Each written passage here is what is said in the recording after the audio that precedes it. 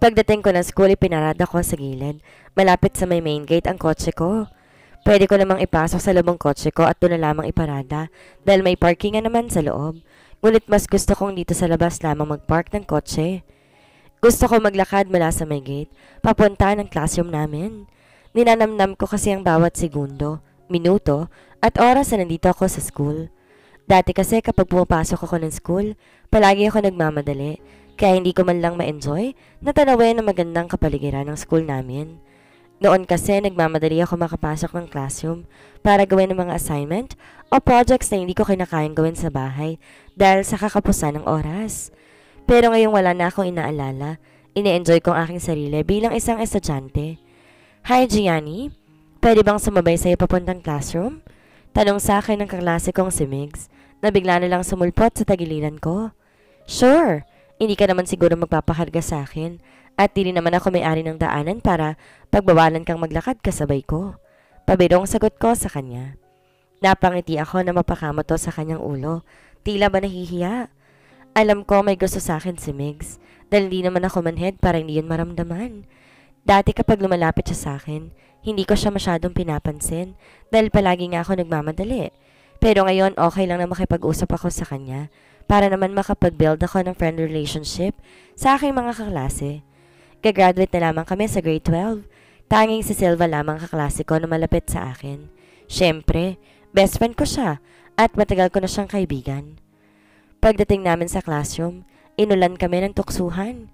Hindi kasi lihim sa mga kaklase ko na may gusto sa akin si Migs. Well, hindi naman ako lugi sakaling maging boyfriend ko siya dahil gwapo, mayaman, mabait, at higit sa lahat matalino siya. Sa katunayan, siya ang pinakamatalino sa classroom namin at pumapangalawa lamang ako sa kanya. Isa rin siya sa tinaguraang campus heartthrob sa school namin. Dahil maraming mga babae ang kinikilig kapag nakikita siya. Sa wakas, napansin din ni Gianni si Migs. Tiyak na ang saya-saya niya ngayon ng pakiramdam ng ating handsome genius. Nakangiting tukso na isa naming kaklase kay Migs. Nagtawanan ng lahat ng mga kaklase ko at muli, inulan kami ng panunukso. Tigilan niyo nga kami ni Gianni. Kapag nilayuan niya ako, sisisihin ko kayong lahat. At kahit kailan di na ako magpapakopya pa sa inyo. Pananakot ni Migs sa mga klase namin, bagamat nakangiti. Uy, wag namang Migs. Sa pangopya ko lamang sa'yo, umaasa ako na makakapasa ako. Tapos ititigil mo pa? Maawa ka naman sa mga katulad kong mahilig mangopya. Agad na reklamo ng kaklase naming si Henry na numero 1 mahilig mangopya. At kay Meg siya madalas nangungopya dahil ito naman ang pinakamatalino sa classroom namin at sa buong grade 12 department. Nagtawanan kaming lahat nang marinig namin ang sinabi ni Henry. Nahinto ang tawanan at tuksuhan namin nang dumating ang aming teacher sa unang subject. Tumahimik ang lahat dahil nakakatakot ang teacher namin sa English subject. Masyadong istrikto. Kung gaano kaingay ang mga klase ko kanina, ganoon naman sila katahimik ngayon. Pagkatapos ng klase namin sa English, muli nag-ingay ang mga kaklase ko. Para silang mga palaka na biglang natubigan kaya nag-iingay. Ano ang tuloy na estado ng relasyon ninyong dalawa ni Migs, Gianni? May nililihim ka ba sa akin ngayon, ha? Tanong ni Silva sa mahinang boses. Nilapitan niya kasi ako paglabas ng aming subject teacher. Still the same, okay? Nagkasabay lamang kami habang naglalakad sa hallway kaya no issue.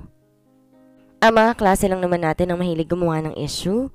Mukhang lahat yata sila gustong maging journalist. Pagka-graduate nila Puro sila mga marites Natatawang sagot ko kay Silva. Sa mahina ring boses para marinig ng mga kaklase namin.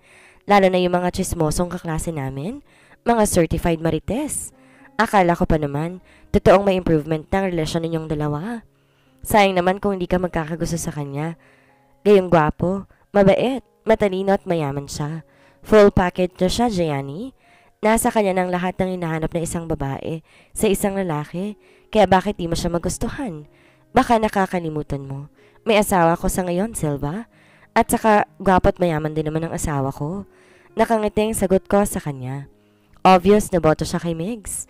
Para sa akin, dahil binibuild up niya ang mabuti sa akin si Migs. At masungit. Dagdag na Silva sa mga adjective na sinabi ko tungkol kay Zion. Wait lang, Gianni. Sa tono ng pagsasalita mo ay parang may gusto ko sa peke mong asawa. Huwag mong sabihin na talagang nahuhulog ng loob mo kay Mr. Harrington. Humugot ako na isang malalim mabuntong hininga. May gusto man ako sa kanya o wala, pareho lang din na magiging wakas. Silva, hindi kami bagay dahil malayo lang agwat namin, ng edad namin, kundi maging ang aming katayuan sa lipunan. Uy, nag-self-pity ang aking best friend, hindi bagay sa'yo. Pangaasar niya pa sa akin. Sa Friday after class ng birthday ni Megs Gianni, manglilibre siya sa atin sa isang restaurant na malapit dito sa school natin. Sasama ba kayong dalawa ni Silva? Biglang tanong sa akin ng kaklase naming bakla na si Ray kapag umaga at Rhea naman sa gabi. Kapag sumama si Gianni, sasama rin ako. Mabilis na sagot naman ni Silva. Tiningnan niya ako na para bang sinasabi niya, bahala ako magdesisyon kung pupunta ba kami o hindi. Napatingin ako sa mukha ng mga kaklase ko at panghuli sa mukha ni Megs. Nasa mukha nilang umaasang sasama ako sa kanila sa Friday. Hindi ako makapagsalita dahil hindi ako sure kung makaka-attend ako.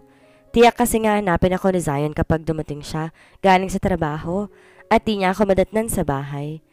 Hanggang ngayon nag-aalala rin ako sa kanya, sa kaligtasan ko dahil hindi na naman naulit ang nangyaring pagtatangka sa buhay ko. Baka nga nagkakamali lamang ng target ang taong yon at hindi talaga ako o si Tita Alona ang kanilang target. Okay, sasama kami ni Silva sa inyo sa Friday. Sagot ko sa mga klase ko, tila pinipigil ang kanilang paghinga habang naghihintay na maging sagot ko. At nang marinig nila ang sagot ko, muling nag-ingay ang buong classroom. Muling natahimik ang buong classroom nang dumating naman ang aming next subject teacher. Habang nagdi-discuss ang teacher namin, wala sa kanyang aking atensyon. Iniisip ko kasi kung anong dahilan na maaari kong sabihin sa kanya. Kapag ipaalam ko sa kanya, naaabutin ako ng gabi bago ko umuwi ng bahay sa darating na Friday. Panay ang paghugot ko ng palihim at malalim mabuntong hininga habang nakaupo ako sa tabi ng driver's seat na minamaneho ni Zion. Madalas din akong sumusulap sa kanya kapag di siya nakatingin sa akin. Hindi ako mapakali. Malapit na ako sa school namin, pero until now, hindi ko pa rin magawang masabi sa kanya na late akong uuwi mamaya. Dalaatan nga ako sa malit na salo-salo na inihanda ni Meg sa restaurant na malapit lang din naman dito sa school namin. Nagsabi na siya sa amin na nakapagpa-reserve na siya sa restaurant. Nakakahiya kung hindi ako sisipot doon dahil maliban sa nakapangako na ako sa kanila, nabayaran na rin ni Meg sa restaurant. Per head kasi ang bayad. Kaya nang kakainin namin mamaya. Hindi ko alam kung ano nakain ni Zion at bigla niya akong inihatid ngayon papasok sa school. At di ko rin alam kung susundin niya ba ako mamayang uwian. Nang uminto sa tapat ng school gate ang kotse niya, pinikit ko ang aking mga mata at muling humugot ng malalim na hininga para palakasin ang loob ko. Kailangan ko ipaalam sa kanya na malate ako ng uwi mamaya dahil tiyak magagalit na naman siya sa akin. Maganda na ang relasyon namin ngayon kaya ayokong masira pa yon. Zion? Gianni? Pareho kaming natawa na sabay na binigkas namin ang pangalan ng isa't isa. Mauna ka na magsalita. Anong gusto mong sabihin sa akin? Natatawang tanong ko sa kanya. Gusto ko lang sabihin sa'yo na hindi kita masusundo mamayang uwian dahil magdi-dinner ako mamaya kasama isa naming big client. Marunong ka namang mag-commute so yun na lang munang gawin mo. Pero sa taxi ka sumakay para hindi mo kailangan bumaba at magpalipat-lipat na masasakyan.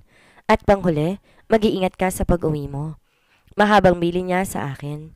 Napailing na lang ako dahil para siyang tatay na nagbibilin sa kanyang 10 taong gulang na anak.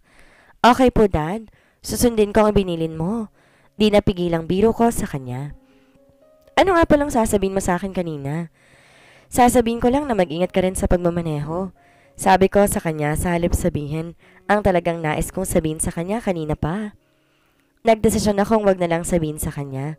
Late akong uuwi nang marinig ko mula sa kanya na may dinner meeting siya kasama ang ilan niyang mga client. Tiyak na late na rin siyang makakauwi kaysa sa akin kaya hindi niya malalaman late na rin akong uuwi.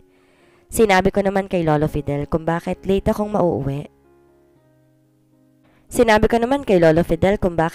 uuwi para hindi siya mag-aalala sa akin sakaling madilim na pero hindi pa ako nakakauwi ng bahay. Bababa na ako. Bye! Gianni? Binuksan ko ng pintuan sa aking tabi at akmang bababa na ako nung biglang tinawag ni Zion ang aking pangalan.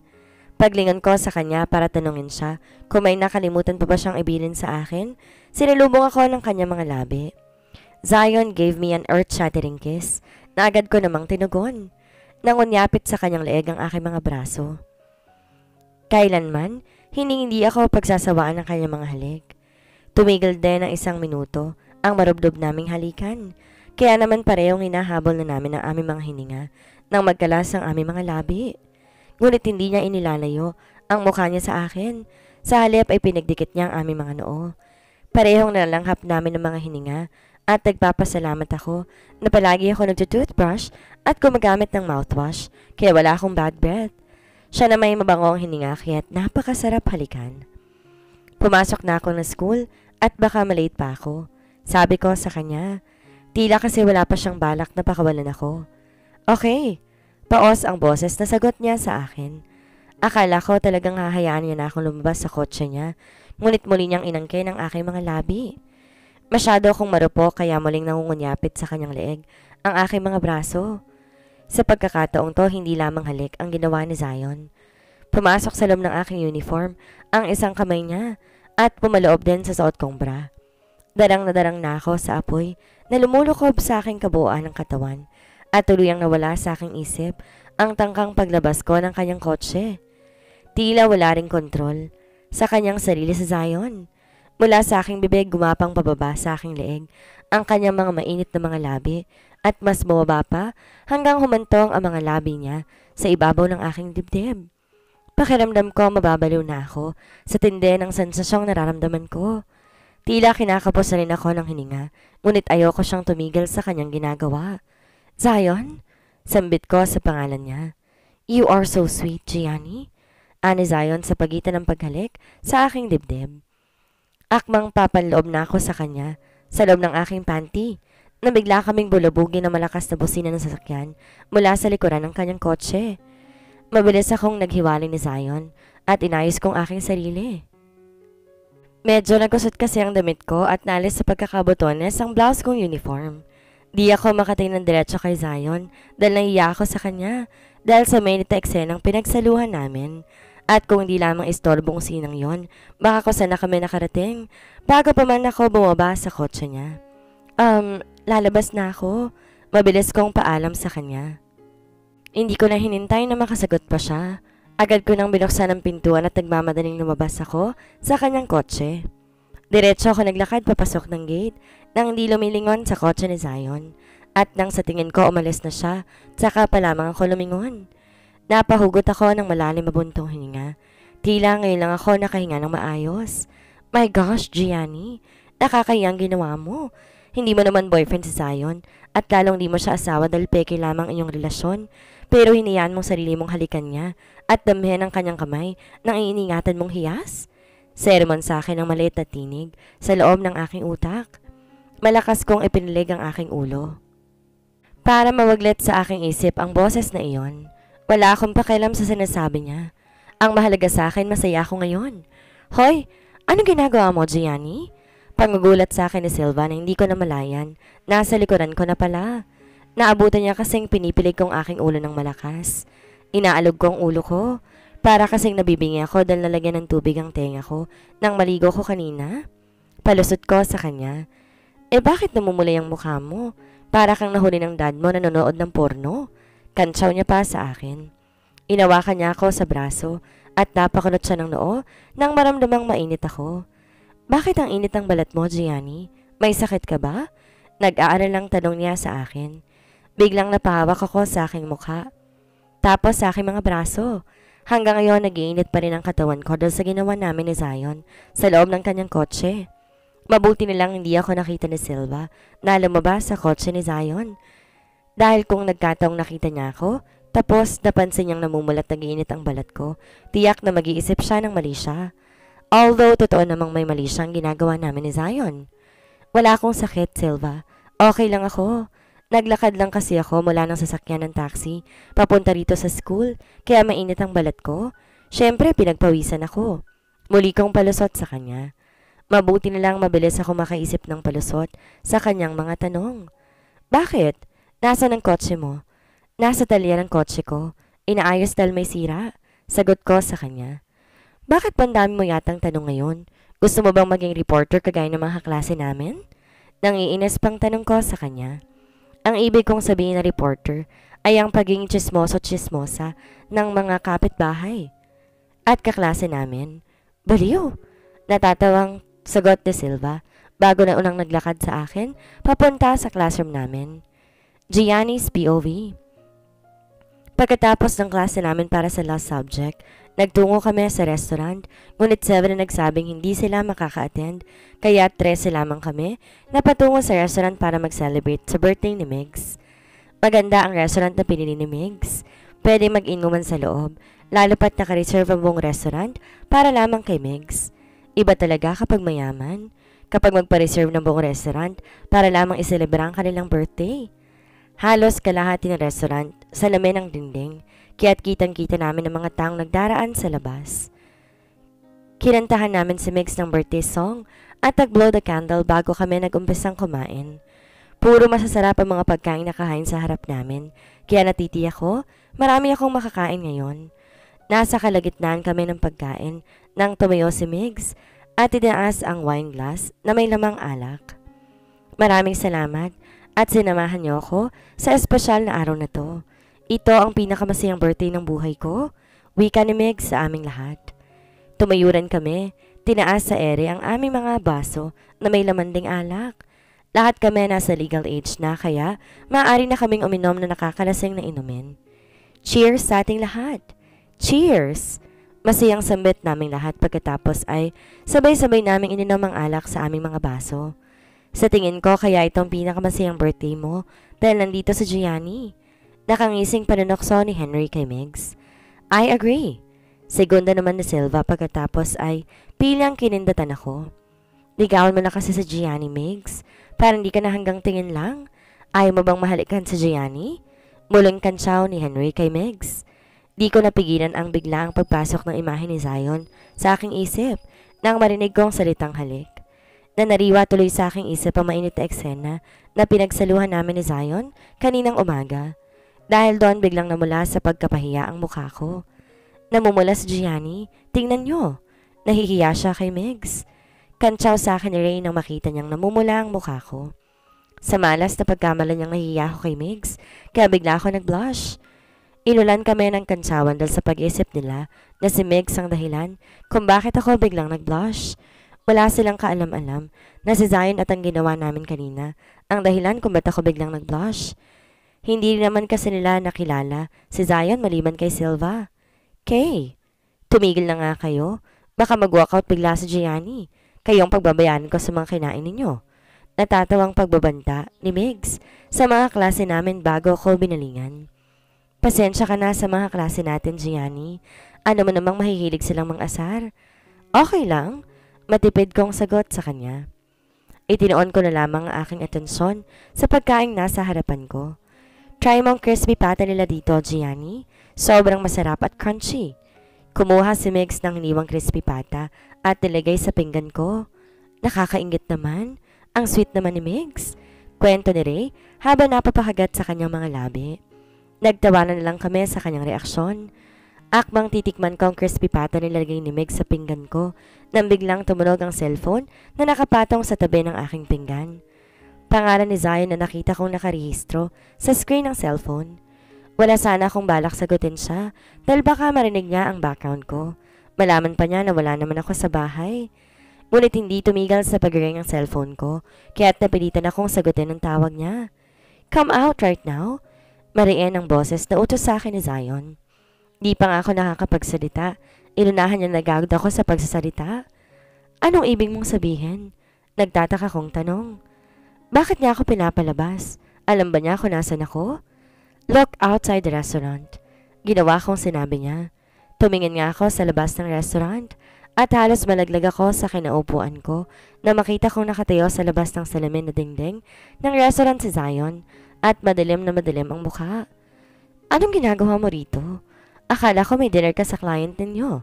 Pabulong pang tanong ko sa kanya. Medyo nag-stammer pa ako ng bahagya. Mahina lang ang boses ko habang kinakausap si Zion. Parang hindi marinig ng mga kaklase kong aking boses.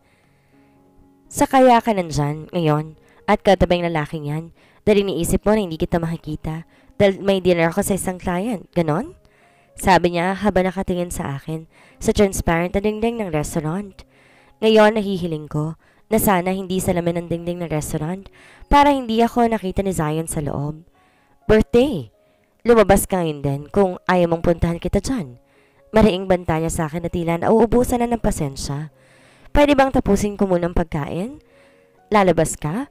O pupuntahan kita dyan ngayon at halikan sa harapan ng mga kaibigan mo? Bigla ako napatayo sa kinaupuan ko nang marinig ko ang sinabi niya. Bakit, Gianni? May problema ba? Nag-aalalang usisa ni Meg sabay hawak sa kamay ko. Napasingap ako na makita ko naglakad si Zion papasok sa pintuan ng restaurant. Wait lang guys at may kakausapin ko lang ang pinsan ko sa labas. Di ko na inintay pa ang sagot nila. Agad na ako naglakad papunta sa pintuan ng restaurant para harangin si Zion. Sinong lalaki yun na humawak sa kamay mo? Naniningkit ang mga matang tanong agad ni Zion sa akin. Na magtagpo kami sa bukana ng pintuan. Hinila ko muna siya pareho sa may pintuan at dinala sa bahaging hindi nakikita ng mga taong nasa loob ng restaurant. Siya si Migs. Kaklase ko siya. Inimbitahan niya kami magkakaklase na mag-dinner kasi birthday niya ngayon. Mabilis sa paliwanag ko sa kanya bago pa man siya mag-isip ng kung ano-ano. Let's go home.